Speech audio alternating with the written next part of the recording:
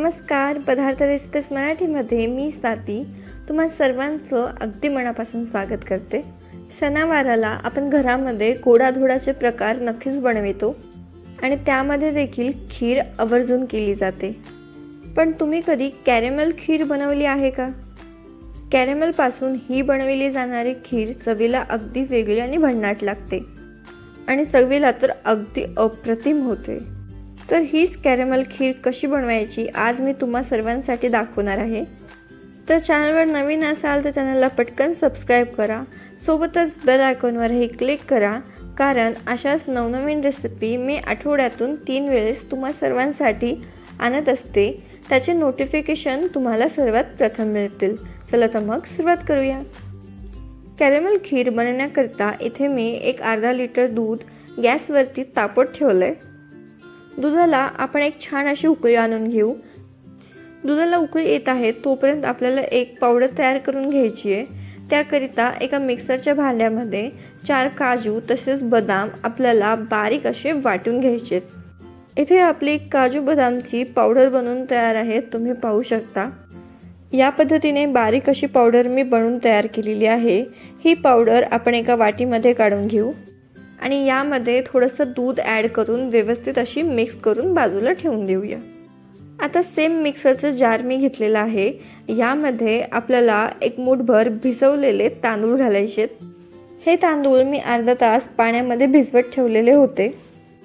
खीर बनवण्याकरिता शक्यतो सुवासिक असे तांदूळ घ्यायचे, म्हणजे खीरीमध्ये सुगंध देखील छान येतो। आता हे तांदूळ आपल्याला मिक्सरला बारीक असे वाटून घ्यायचे। मिक्सरला वाटून घेतले असता छान असा रवाळ टेक्स्चर तांदळाचं झालेला आहे। आता इथे आपलं दूधही छान तापलेलं आहे आणि दुधाला मस्तपैकी उकळी देखील आलेली आहे। आता आपण बनवून घेतलेली तांदळाची प्युरी यामध्ये घालायची आणि व्यवस्थित असं तांदूळ आणि दूध ढवळून घ्यायचं। आता लो ते मीडियम फ्लेमवर हलवत व्यवस्थित असे तांदूळ आणि दूध आपण शिजवून घेऊया। तांदूळ शिजत आले की यामध्ये आपल्याला आपण तयार केलेली ड्रायफ्रूटचं मिक्सचर यामध्ये घालायचं आहे। या पद्धतीने ड्रायफ्रूट बारीक करून घातले असता आपल्या खीरीला छान दाटसरपणा येतो। आता 15 मिनिटे व्यवस्थित अशी ही खीर आपल्याला ढवळून घ्यायची आहे। खीरीमध्ये टाकण्याकरिता इथे मी काही ड्रायफ्रूट फ्राय करून घेणार आहे। त्याकरिता एका पॅनमध्ये 1 चमचाभर तूप व्यवस्थित तापवून घ्यायचं आणि त्यामध्ये आपण काही ड्रायफ्रूटचे काप घालणार आहोत।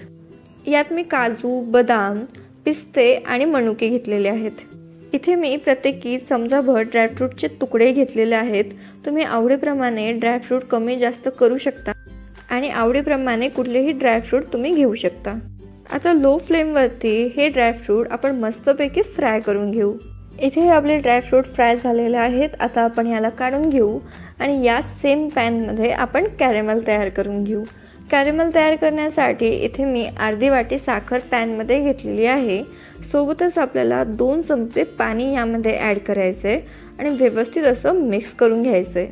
आपल्याला खीर बनवण्याकरिता जेवढी साखर हवी आहे तेवढ्या सर्वांचं मी कॅरेमल तयार करणार आहे। आता ही साखर आपल्याला लो फ्लेमवरतीच छान ब्राऊन कलर येईपर्यंत फ्राय करून घ्यायची आहे। काही वेळातच तुम्ही पाहू शकता साखर व्यवस्थित अशी वितळून तयार होते आणि त्याला ब्राऊन कलर यायला सुरुवात होते। आता इथे आपलं कॅरेमल बनून तयार आहे, तर यामध्ये आपण ॲड करणार आहोत पाणी। आता पाववाटी पाणी आपण यामध्ये ॲड करू आणि लागलीच झाकण ठेवून देऊ, जेणेकरून कॅरेमल बाहेर उडणार नाही आणि व्यवस्थित असं कॅरेमल आणि पाणी एकजीव करून घ्यायचं आहे।